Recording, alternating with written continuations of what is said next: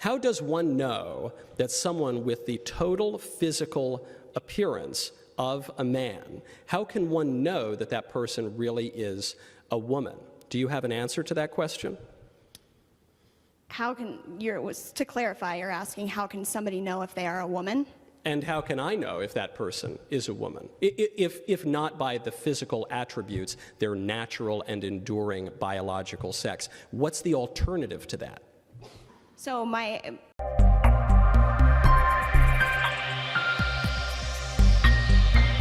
Hello beautiful family, welcome back to the channel. So today we have the honor of checking out a video with the title Is Transgenderism Indigenous? So guys, if you're ready, then let's check out this video together.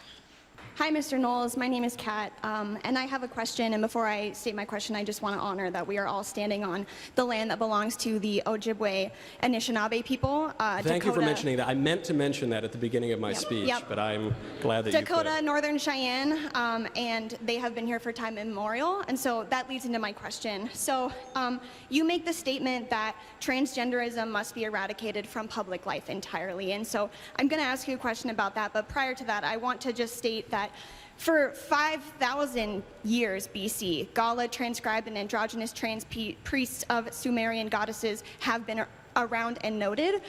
200 to 300 years before Christ in ancient Greece, there were gods worshipped by Gali priests who wore feminine attire and identified as women. Since we are standing on Anishinaabe land, Turtle Island, which is the nation that we live under, has I don't live under Turtle Island. All right, well, maybe you should read a little more indigenous knowledge books. And indigenous communities have used two-spirit personas for the entirety of their culture, and so that leads me to my question. When you say that transgenderism must be eradicated from public life entirely, I ask you, Mr. Knowles, how can we eradicate something that has been here as long as humans have? Well, yeah, there have been all sorts of crazy, terrible ideas for a very long time, too.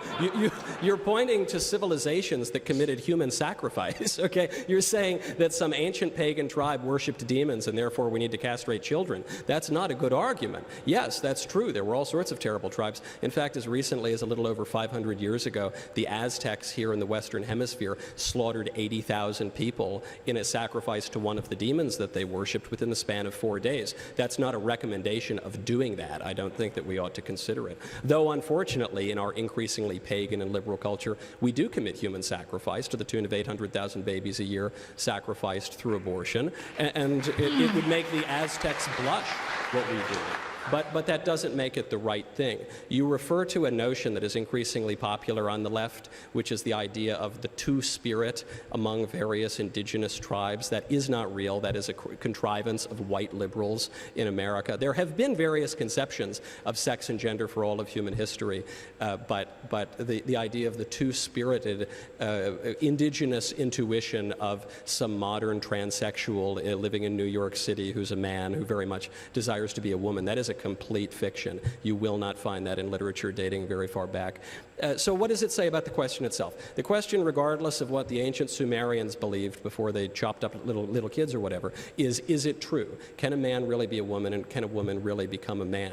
We all know that the answer to that question is false. That's why Professor McCloskey pulled out of our debate at the last moment next week, because even a distinguished professor knows, he has the intelligence to know, even if he is transgender identifying himself, that he can't win that debate because the idea is indefensible. So the question becomes, how does one know that someone with the total physical appearance of a man, how can one know that that person really is a woman? Do you have an answer to that question? To clarify, you're asking how can somebody know if they are a woman? And how can I know if that person is a woman? If not by the physical attributes, their natural and enduring biological sex. What's the alternative to that? So my response to you is then a question of, what is the purpose of knowing another person's sexual identity? But let me finish. Yeah. If it's not for the premise of reproduction, and there's no need to relate outside of that, then I don't quite understand why we would need to question or. So this is what happens whenever you ask a transgender activist to explain even the basic premise of the movement is they'll immediately say, well, who cares? Why are you so obsessed with this? I'm not obsessed with this. I'm not the one who started sending men into the women's bathroom and taking away their trophies and castrating kids. I'm perfectly happy with the way things have worked for thousands of years. It is the transgender activists who are trying to upend everything. And so I think it is at least my right to ask the question, okay, what is the premise of your movement? But they always deflect from that. They always withdraw from the debate. They always try to change the subject because there is no answer. So you ask me, well, what's the purpose of, why do you even care? What's the purpose of knowing someone's biological sex? Well, for starters, because we have civil rights specifically for women in the United States. We have special bathrooms for women, we have special sports leagues for women, we have all sorts of special places and rights and privileges and that are for women that are not for men. So if now some men, people who at the very least appear to be men, are claiming a right to go into those women's bathrooms, then we either have to abolish all of the special rights and privileges that have existed for women for all of human history and are enshrined in our law, or they need to explain to me how those men are actually women. And they can't do the latter, and I'm not willing to do the former, and I don't think women across this country are willing to do the former, even if a few people have been so ideologically blinded that they would give in to this kind of an absurdity. Wow. Well, today is also another learning curve, and it's very, very beautiful. I like how calm this particular debate, how come this particular discussion has been so far. A lot of things have been learned right from history to now. I love the fact that his points are very simple but deep. If I see somebody walking now, how do I identify the person as a male? How do I identify the person as a female? If not by physical stature. I don't need to walk to you and ask you, hello, what gender are you, before I get to know. And whenever such debates come out, the best thing they get is, who cares? Who cares? No, everybody cares. Because imagine, as a lady, you go into your washroom and then you see this thick tall man, because he says he identifies as a female, so you allow him to your washroom. No, it doesn't work that way. So gender identity is very, very important, and I think this topic is a very well discussed one. Yeah. And I enjoyed the part where he gave examples of some of the rights and privileges that people that belong to possibly the feminine and then masculine groups do enjoy in the society.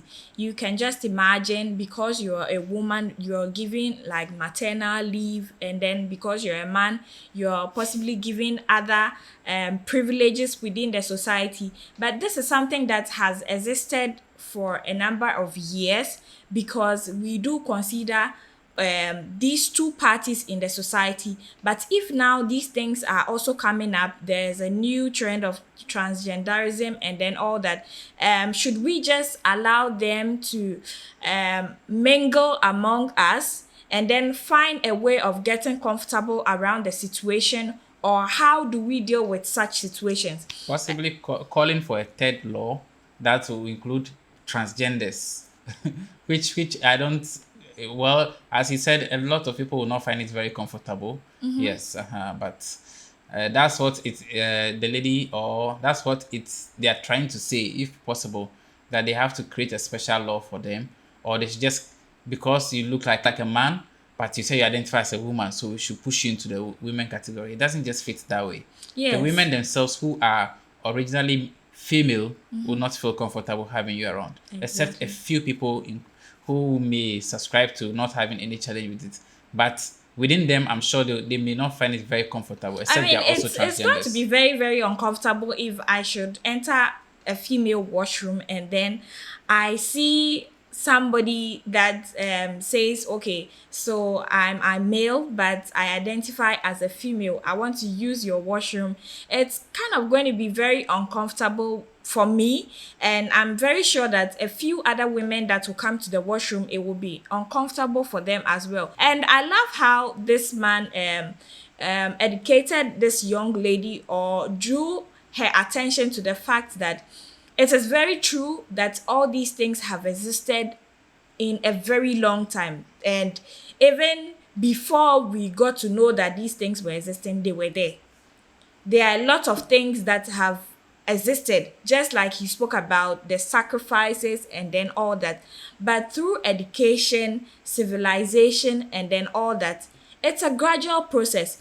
You cannot just wake up one day and say that I want something to stop and then it stops. Even with decisions when it comes to putting a stop to wars and then all that, it undergoes a process, meetings and then all that. We decide this is what we want to do, and then we don't just wake up one day, and even when the laws have been implemented, it cannot just stop from one moment and then that is it. There are some people that are going to do it underground and then all that. All these things have existed for a very long time. There are a lot of things that right from the very old ages, we believe that they were very wrong, and then we've educated the people on it. We have come a long way when it comes to talking about some of these issues, the sacrifices, slavery, and then all that. But there are some people that still do some of these things on a very low key. You get it? So it is not just a one day something that you just wake up and then you want everybody to accept it, that this is something that has come to stay. So it's a gradual process. It will go through various phases and all that. And then for the fact that people would ask, doesn't matter what I identify as or who I identify as. If you want to be addressed as a particular person, I feel like the people should be aware. This is something that everybody should be comfortable around, and not just because you identify as this particular person. So everybody should automatically understand it that way and then start living around it. It shouldn't be like that. Right from the beginning of ages, we've known the female and then we identify them as such. And we know that when you see the physical appearances like this is how you're supposed to address this person. And then when you see these features and then all that, this is how you're supposed to identify this person. So it's going to take some time for people to gradually understand that some of these things, times are changing and all that. And it's not just a one day something you just wake up and then you want everybody to accept it and then we just pick it up from there. It's not like that. Yeah, so these are very, very sensitive and interesting discussions that society has to have. And we are so glad that people like this man, Charlie Kirk and the likes are really, really pushing the agenda or using their platforms to educate people, not to just accept anything at all that is being thrown to them, but we have intellectual discussions about it, and then everybody gets a better clarification or understanding of things. You know, these kind of discussions are very, very important to make a healing of the society better and faster. So guys, thank you so much for joining us on this particular video. We really enjoyed and learned a lot today. We hope that you've also learned something new. Kindly let us know what you think about this video in the comment section. Kindly like, share and subscribe to our channel for more content like this. Let's spread positivity and peace. Until next time, I'm Danny Reacts. I'm Wil Sway, your number one music freak. See you. Bye.